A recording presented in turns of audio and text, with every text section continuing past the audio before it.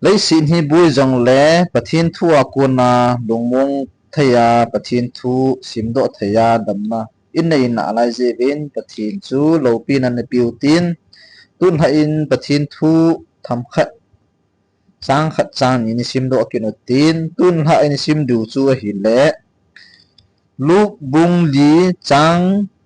som li le li na an simote athu pi chun thu hil hang dinga jesu vai kun ati na hi ji chun ai hon jong pathin thu hi izo kham khamwa khat la khat kitir kho nai nei wa il hang sabji wa isai phung le wa a hi le ai ho dinga jong kisu hal na hin tin thagau lama gen thei vai chate ho dinga jong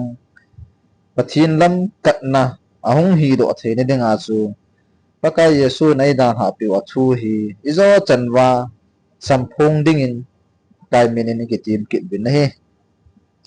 ani simpan taute chuin khuwa kit phat in apot do in gamthit mona achitan chule mi pi chun ahol un ahinga chun ahung un ama ho adal ha lo na dinga tho dingin agu ubin ahi wangin aman ama ho za a keima khudang danga jong pathin gam kipana thupa kahil hang le ding ahi izi inem itile hichidinga chu hin kisol kahi ati hichun juda gama ki khopna in tin a thu ahil hang